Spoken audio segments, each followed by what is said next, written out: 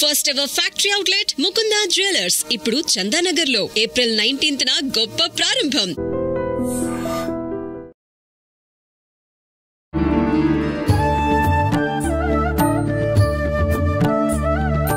నమస్కారం, welcome to I dream. ధర్మ మార్గం విత్ విజిత కార్యక్రమానికి స్వాగతం. అయితే విశ్వ నియమాలను విశ్వవ్యాప్తం చేయడమే ఆవిడ ఆశయంగా పెట్టుకున్నారు వారే లక్కరాజు నిర్మలమ్మ గారు. ఇప్పుడు వారితో మాట్లాడి మనం మరిన్ని విషయాలు తెలుసుకునే ప్రయత్నం చేద్దాం. అమ్మ నమస్తే. నమస్తే అమ్మ, అక్షయ తృతీయ. అక్షయ తృతీయ అనగానే ఆడవాళ్ళందరం కూడా బంగారం కొనుక్కోవాలని చెప్పి తెగ ఉత్సాహంగా ఉంటాం. నిజంగా ఆ రోజున బంగారం కొనాలా? అసలు చేయవలసిన విధి విధానాలు ఏంటో తెలియజేయండి అమ్మా. అక్షయ అంటే క్షయం కాకుండా ఉండేది, అంటే కరిగిపోనిది, అంటే మిగులుగా ఉండేదాన్ని అక్షయ అంటారు.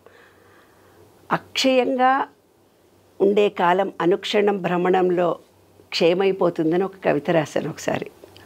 అనుక్షణం భ్రమణంలో క్షణం అనుభవం కోసం నిరీక్షించే జీవితం విచిత్రం అని. ప్రతిదీ క్షణమే అనుభవించేది. మనం అనుభవించేది పాస్ అయ్యావు ఒక క్షణమే ఆనందం, ఇల్లు కట్టుకున్నావు ఒక క్షణమే ఆనందం, భార్యాభర్తల కలయిక సెక్స్ ఒక క్షణమే ఆనందం, ఈ యుఎస్ వెళ్ళాము ఆనందం, ఏదో ₹1,00,000 వచ్చాయి క్షణమే ఆనందం, ఇల్లు కట్టుకున్నాం. అలా ప్రతిదీ కూడా క్షణమే.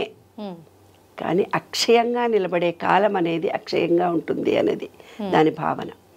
అక్షయము అని అంటే అక్షయ తృతీయ అంటే విశ్వ నియమాలను అనుసరించి మన శరీరంలో పంచభూతాలు ఉన్నాయి, ఈ విశ్వంలో పంచభూతాలు ఉన్నాయి. పంచభూతాలకు విశ్వంలో ఉండే భూతాలు గీతాలు కాదే ఎనర్జీ పాయింట్లు మన దాంట్లో 5 ఉన్నాయి. వాటరు, భూమి, నీరు, గాలి. బయట కూడా వాటరు, భూమి, ఆకాశము, స్కై, గాలి, ఎయిర్, అవన్నీ బయట 5 లోపల 5 ఉన్నాయి. ఇవి మిక్స్ కావాలి. అవి కలవడమే జీవితం అన్నమాట. అయితే మీరేం చేస్తారు? ఆదిత్యాయ చ సోమాయ మంగళాయ బుధాయ చ గురు శుక్ర శనిభ్యస్త రాఘవే కేతవే నమః అంటారు. అవును. ఆదిత్య అంటే ఏంటి? మన సహస్రార చక్రం. సోమ సండే అంటే మన సహస్రార చక్రం. మండే అంటే మన ఆజ్ఞా చక్రం. ట్యూస్డే అంటే మన విశుద్ధి చక్రం. వెడ్నెస్డే అంటే మన హార్ట్ చక్ర, బుధుడు. గురువు అంటే మన మణిపూరక చక్రం, దాన్ని ఏమన్నారు? గురువారము అన్నారు. శుక్రవారం అంటే మన యూట్రస్, నీళ్ళు ఉండే పార్ట్. మగవాళ్ళకంతే ఆడవాళ్ళకంతే స్వాధిష్టాన చక్రం. అదని చక్రాలని పేరు పెట్టారు కానీ మన వాటర్ ఎనర్జీ పాయింట్. తర్వాత మూలాధారం అనేది భూమి point. Sunday, Monday, Tuesday, Wednesday, Thursday, Friday and Saturday మూలాధారం. మరి ఆదిత్యాయ చ సోమాయ మంగళాయ బుధాయ చ గురు శుక్ర శనిభ్యస్త రాఘవే కేతువే. రాహువు కేతువు ఎక్కడున్నాడు? రాహువు అంటే మన తలకాయ కంప్యూటరు, కేతు అంటే మన కాళ్ళు. కేతు దశ వచ్చిందంటే తిరుగుతా పోతుంటారు. వీడంటే కేతు దశలో పుట్టినవాడు ఎక్కడెక్కడో జర్నీలు చేస్తూ ఉద్యోగాలు చేస్తాడు. రాహు అంటే కంప్యూటరు, అంటే వాడికి బ్రెయిన్ మాత్రమే ఉంటుంది, పార్ట్లు ఏవి ఉండవు. అదే మన కంప్యూటర్. ఇవాళ రాఘవే కేతువే నమః అన్నారు. అయితే ఈ విశ్వం మొత్తము ఒక ఎనర్జీ తిరుగుతూ, అంటే రాహు దోషము, గురు దోషము, శని దోషము, ఆ దోషము, ఈ దోషము వచ్చిందంటారు కదా. ఏ దోషాలు ఎక్కడుండవు, అన్ని మనలోనే మనం చేసుకోవాలి, ప్యూరిఫై. అందుకే నేను ఇంత గొప్పగా చెప్తున్నాను. ఆ అక్షయ తృతీయకి ఈ మనలో ఉండే పంచభూతాలకి, ఈ విశ్వంలో ఉండే పంచభూతాలకి మనం ఆదిత్యాయ చ సోమాయ అని మూడిటికి కనెక్షన్ చెప్పేశాను. ఇప్పుడు నీకు అర్థమైంది. విశ్వంలో 5 వాటరు, ఎనర్జీ, అవి 5 పాయింట్లు. మనలో కూడా వాటర్ ఎనర్జీ పాయింట్. భూతాలు అన్నాను, భూతాలు ఉండవు, పిశాచాలు ఉండవు, ఎనర్జీ పాయింట్స్ అంతే. మనలో కూడా 5 ఉన్నాయి ఎలిమెంట్స్, బయట కూడా 5 ఎలిమెంట్స్ ఉన్నాయి. నవగ్రహాలు అంటే నేను చెప్పాను ఆదిత్య, సోమ, మంగళ అంటే మన శరీరంలో ఉండే పార్టులు అన్నిటికీ లింక్ కలిగించడం. శని దోషం పట్టింది, రాహు దోషం పట్టింది అని అంటే మన పార్టుల్లో శరీరాన్ని క్లీన్ చేసుకోవడం. బుధ దశ అంటే ఏంటి? బుధ అంటే ఏమిటి? గ్రీనరీ, మన హార్ట్. బుధవారము గ్రీన్ శారీ కట్టుకుంటాం అంటే గ్రీనరీ చూస్తాం. ఈ విశ్వంలో ఎనర్జీ మారుతూ పోతుంటుంది. అక్షయ తృతీయ రోజున మన పూర్వీకులు ఎంతో జ్ఞానవంతులు, తెలివివంతులు. మన ఆధ్యాత్మిక అనేది చాలా గొప్ప విషయం. ఎందుకంటే అక్షయ తృతీయ రోజు అక్షయంగా ఉంటుంది ప్రతిదీ. అంటే నీవు నీ బాడీలో ఏ దోషం ఉన్నా ఆ రోజు అన్నీ ప్యూర్ చేసుకోవచ్చు, అన్నిటినీ నీవు వెరిఫై చేసుకోవచ్చు. నీ బాడీలో ఉండే ఈ పంచభూత తత్వంలో నీలో స్థిరత్వం లేదు అని అనుకో, మట్టిలో కాళ్ళు పెట్టేసుకొని లం అనే బీజాక్షరాన్ని జపించినట్టయితే మూలాధార స్థిరత్వం ఏర్పడుతుంది.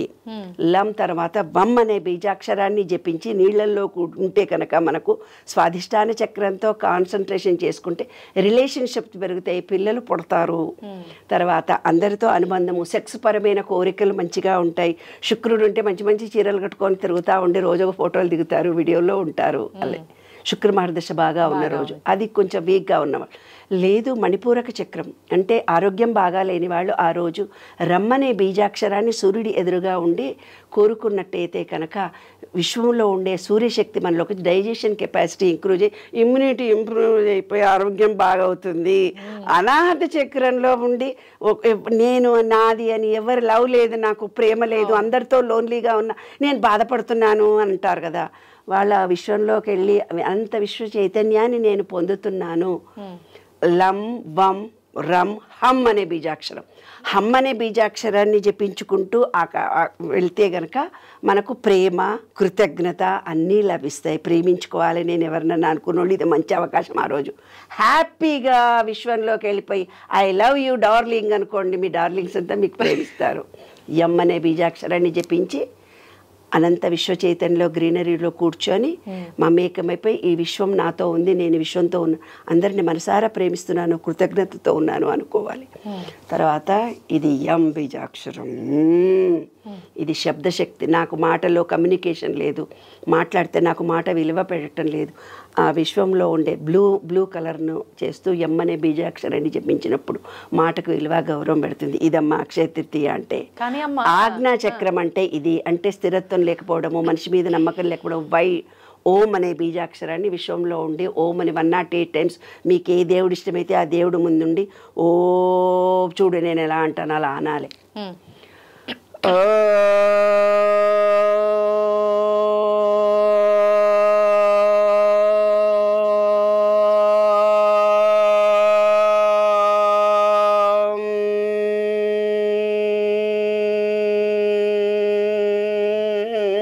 ఈ ఆపుకోవడం ఎంతసేపు చేస్తావో నువ్వు, ఆ ఓం అనే వైబ్రేషన్తో అనంత విశ్వ చైతన్య శక్తి నీలోకి ప్రవేశించి పంచేంద్రియాలన్నీ ప్యూరిఫై అవుతాయి.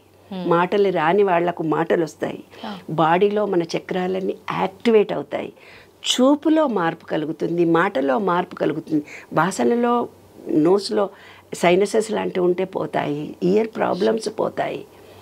ఓంకారాన్ని జపిస్తే అన్ని విశ్వంలో ఉండే ఓంకారము మనలో ఉండే ఓంకారము ఏకత్వం ఉంటాయి.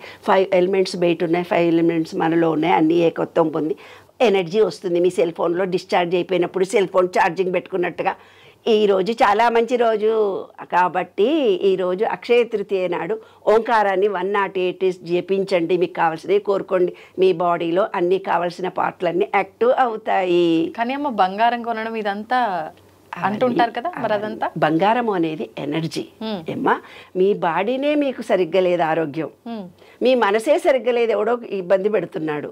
ఇవి ముఖ్యమా అవి ముఖ్యమా? డబ్బు కూడా మనకు కావాలి, కానీ ఆడవాళ్ళకి ఆభరణాలు కదా. లేదు నాకు చాలా ఇష్టం, నాకు కూడా ఇష్టం, అమ్మో డబ్బు అంటే కూడా నాకు చాలా ఇష్టం. శరీరం అనేది మొదలు, తర్వాత డబ్బు ఎనర్జీ. ఆ ఎనర్జీ లెవెల్ నీకు ఉండాలంటే నీ బాడీలో ఎనర్జీ ఉంటేనే ఆకర్షిస్తుంది, లేకపోతే డబ్బును ఆకర్షించలేవు. డబ్బు కంటే బంగారం ఇంకా గొప్పది. ఈ శరీరము డబ్బు నీ దగ్గర ఉంటే తప్ప బంగారాన్ని ఆకర్షించే ఎనర్జీ లెవెల్ నీకు పెరగదు. కాబట్టి ఈ అనంత విశ్వ చైతన్యంలో ఎనర్జీ మారుతూ పోతుంటుంది.